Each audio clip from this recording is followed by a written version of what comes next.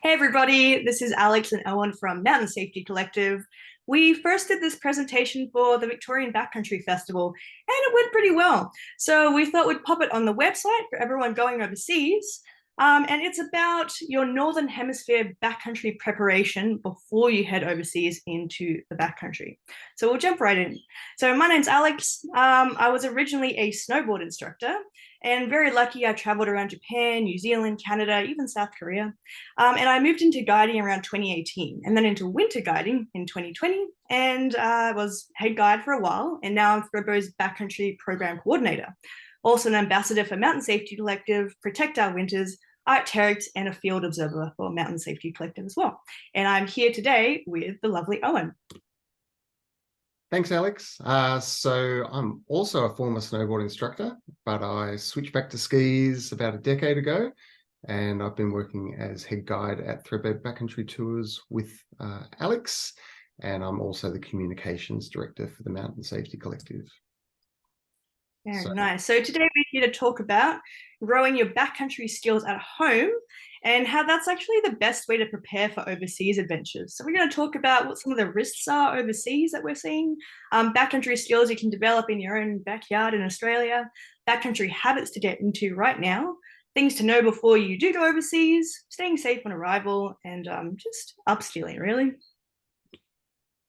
So we're going to start on a bit of a downer because we've all seen the headlines when big avalanches kill someone overseas.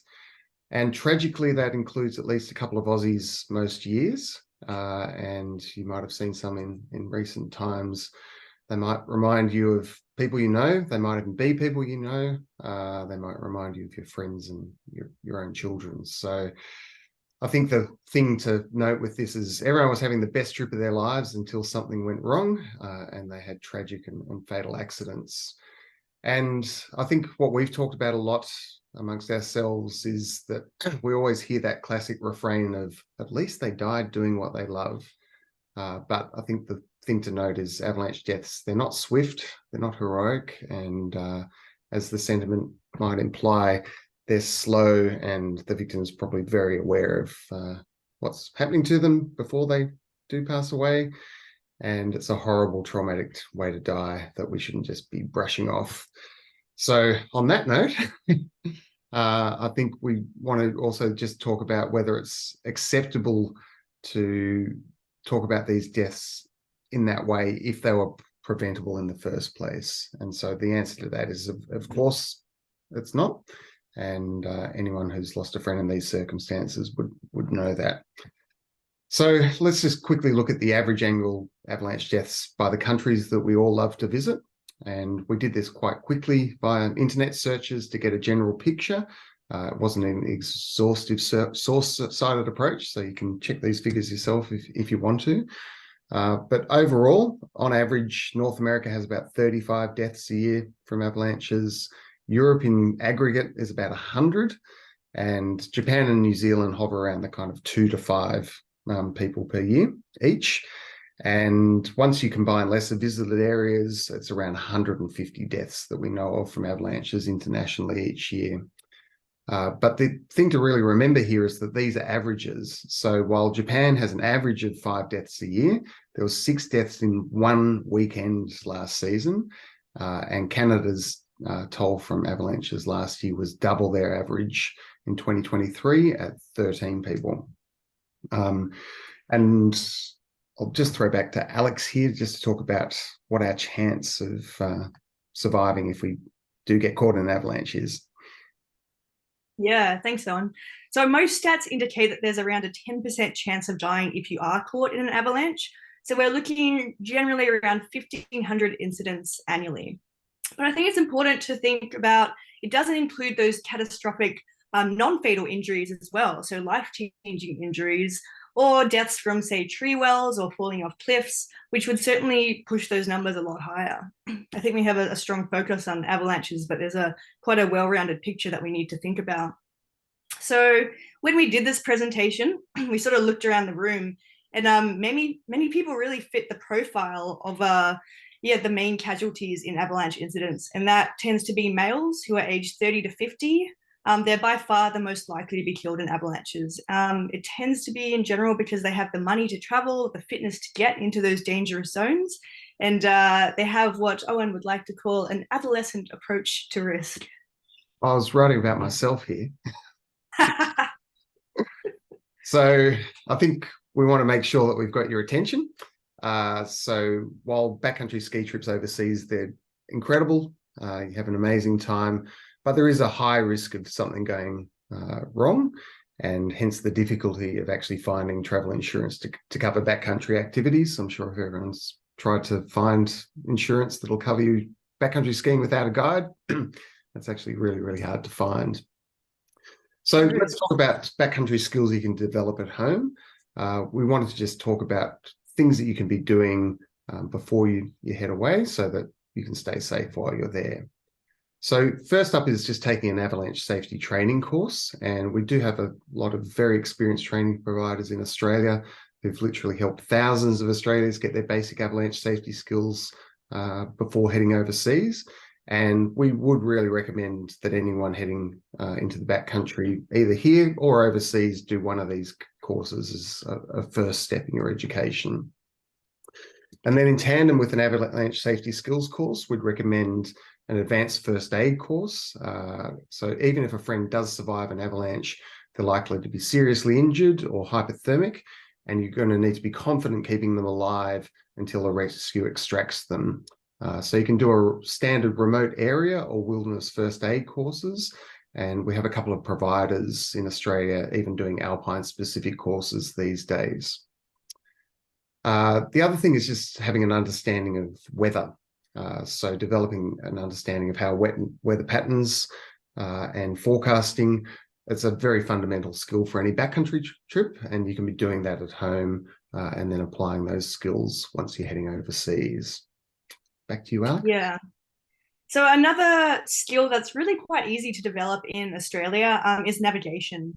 So whether it's doing a dedicated course, or there are actually some really good free courses online, or just getting familiar literally in your own backyard using the map, GPS units, apps, and of course your traditional compass and map. I think it's always good to have two forms of navigation.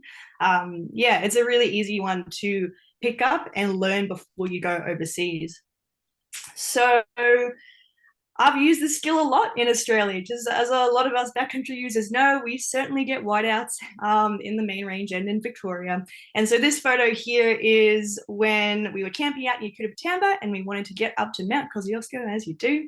And there was a very thick whiteout. And the problem was that we literally could not see a few feet in front of us. But there was that big posi cornice buildup, and it was warming up rapidly, so we knew that was a bit of a concern, and we needed to stay back from that cornice but still make it up to Mount Kosciuszko. And I used quite a good combination of GPS, but also setting my bearing on my compass and using that, like, proper map and compass. And this is such a great skill that you can use in sort of low consequence environments, and then take it overseas as well. So I would definitely recommend that one. Another thing is to get your kit dialed before you head overseas. Really take the opportunity in Australia to refine your gear. So there's no surprises when you do, turn up and get dropped by a heli on a big peak overseas. It's going to save you a lot of time and a lot of stress, and essentially reduce your cognitive load. You don't want to be thinking about too many things when you're in maybe a high consequence situation where you need all of your cognitive functioning to be making big decisions. So yeah, by getting dialed, it means that you can focus on what matters and stay safe. Another one is simple things like crampons and ice axes. You can absolutely learn those skills in Australia, and we all know that we certainly get a lot of ice to practice on. So there are a few companies that do intro to mountaineering courses. I highly recommend them.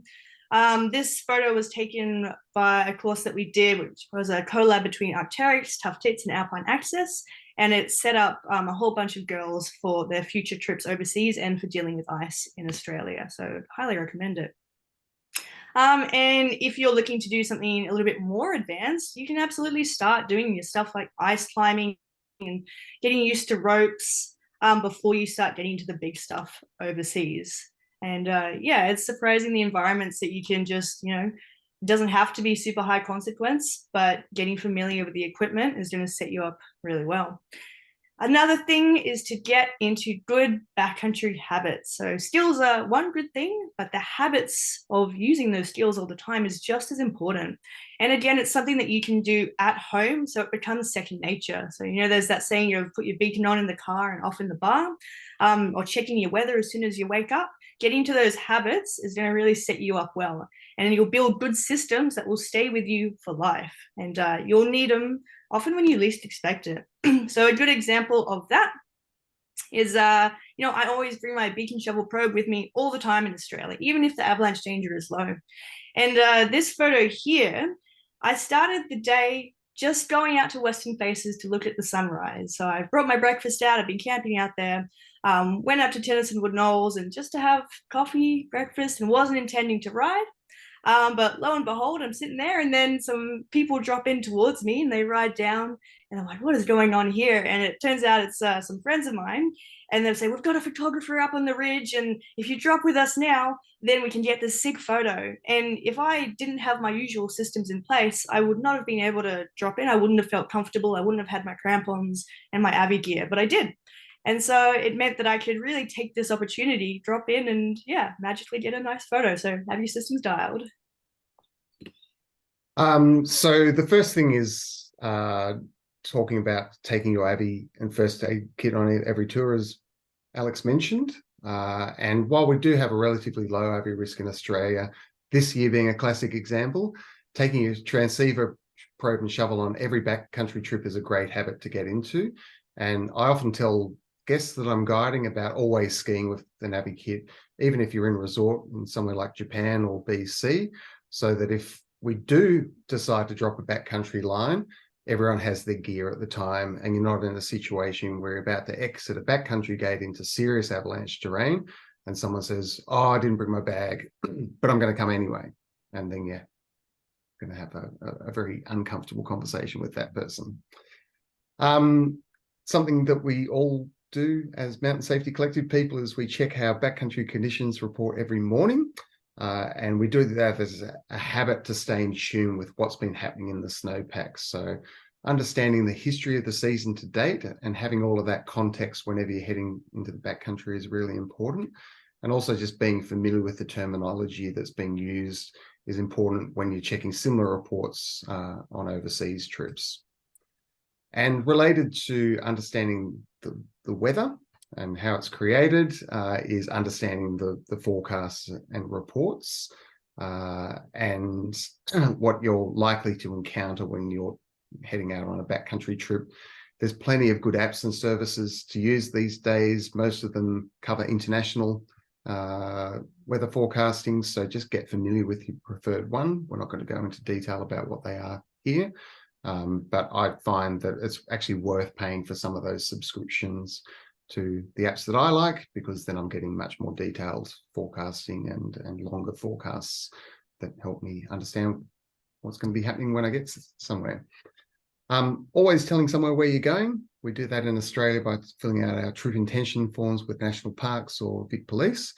And that just means that if a major search does need to be initiated, the authorities have information at hand about what our plans were. And then also just having a friend or family member to raise the alarm if we haven't arrived home on time is just as important. And I actually have a note on my iPhone with all of my regular backcountry friends' emergency contact details.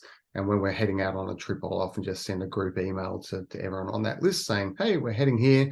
We're planning to be back by this time. We'll let you know when we get back. And again, that's something you can be doing overseas too. So we've covered all the specific skills and habits you can develop at home, but there's a lot of other information that you can be gathering before you head off on a big overseas trip. So it's all about knowing before you go. So back to you, Alex. Yeah, absolutely. So just the same way that we keep tabs on the Mountain Safety Collective reports at home, you can do exactly the same thing for your destination overseas. So if you're planning a backcountry trip, you want to have an understanding of the history of the snowpack, for what's sort of leading up to that trip instead of just being dropped in and not really knowing what's going on underneath.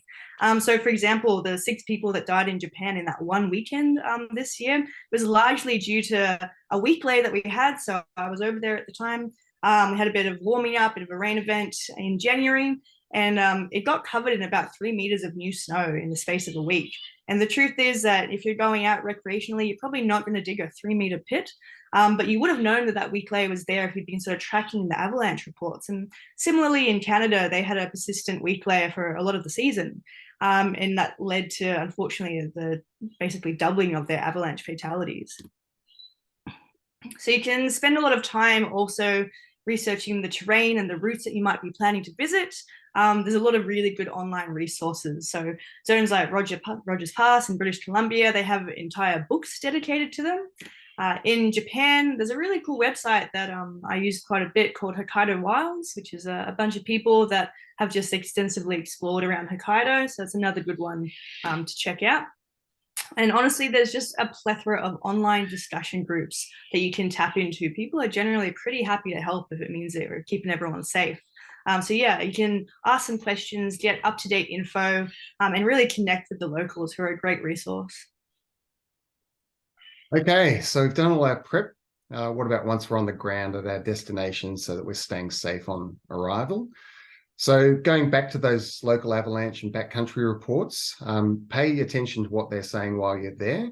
So these are available in most major destinations these days. The one on screens from Japan covers Hakuba and Niseko and a few of the major areas there.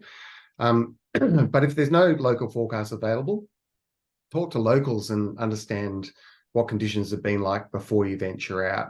And that might be as simple as just going into the local shop that carries backcountry gear, talking to the people behind the counter. There's a good chance they're going to be backcountry guides or enthusiasts themselves, and they'll have their finger on the pulse as to what's been happening. Importantly, if you're in resort and ski patrol have been putting big warning signs around the place and closing off certain areas, pay attention to those because they're obviously worried about something serious happening. So if it says don't go, it's usually for a good reason. And if you are in new terrain, a local guide will always be the absolute best way to explore it. We are a little bit biased here, but they have the best local knowledge and experience to get you into the best zones, keep you safe while doing so.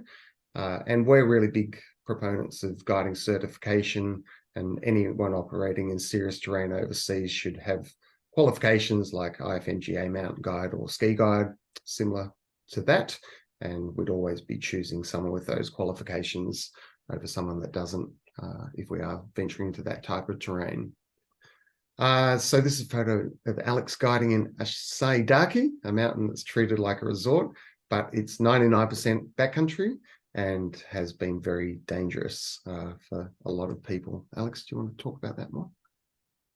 Yeah, I think it's a really good example where a lot of people go to this one because it has a ropeway and they assume it is a resort, but it is not patrolled.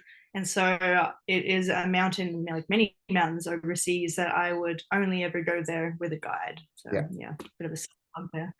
And that's just as an important point at any resort that has a backcountry gate. The moment you step out that gate, you're heading into uncontrolled avalanche terrain.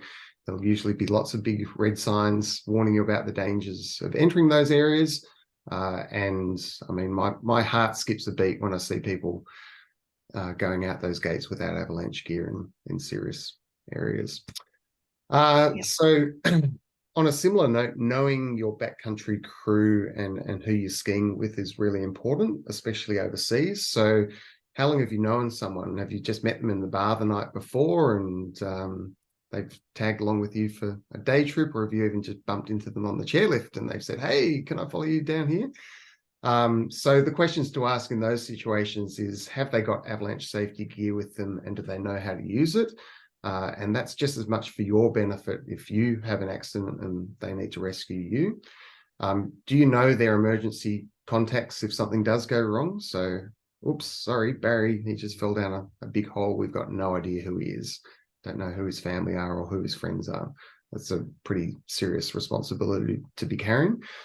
Have they skied in this area before? Are you following them, hoping they know the way? Or are they following you, hoping you know the way? And a great kind of experience I had with this was visiting a friend in Jackson Hole for my first trip there.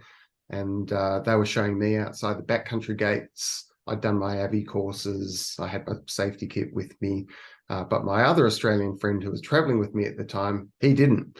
And my Jackson Hole friend's response when my Aussie friend said he was keen to come, no offense, buddy, I don't know you. You got no experience or gear and you're not coming. And that was just a great way to understand that he didn't really know my friend, even though I knew him, didn't have the experience and was a potential liability in that situation. And having the confidence to have those conversations is really key. So, Yeah, absolutely. Have those conversations. Yeah, so while we started off talking about skills that you can develop at home, of course, there are some skills that are really good to develop overseas, because everything is a lot bigger overseas, let's be honest. So while an introductory avalanche course is really good to do in Australia, the more advanced courses you might want to head over to places like Canada, because they have a deeper and more complex snowpack. And it's really good to understand how those work. So Canada in general is the gold standard for these types of courses. It's good to go straight to the source. So things like your operations, your AVSAR, which is now your Avalanche Search and Rescue Advanced Skills, anything to do with glaciers and anything to do with helicopters, I would probably be heading overseas to learn those skills. But yeah, build your foundations and then get to that stuff. New Zealand's also another great place for a lot of those experiences. And one thing I've personally really enjoyed doing is doing long distance traverses overseas. So while we can do Thredbo to Guthaga or Hotham to Falls traverses in Australia, these trips really aren't anything like what you'd experience on something like the Hort route in the Alps or the Bugaboos or Walk to Traverses in Canada.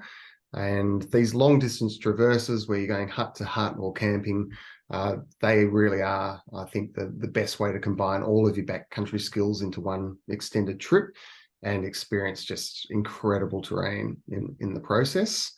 And similarly with ski mountaineering, it's not my thing. I'm a little bit scared of heights. But if you are into ice axes and ropes and that type of thing, learning the basics in Australia is great, as Alex said, but to take things to the next level, you really do need that serious terrain to practice in. And then glacier travel. So, of course, we haven't had glaciers in Australia for about 9,000 years. So you do have to go elsewhere to find them. And that's an opportunity where you can be practicing things like route finding and crevasse rescue through serious glacial terrain. And while a lot of things that we've touched on here have been pretty heavy, at the end of the day, the goal is to get out there, it's to challenge yourself with new terrain and experiences, make new friends, and above all, have fun doing it and return home safely. So have a great Northern Hemisphere winter, and we'll see you next year back in Australia. Awesome. Stay safe.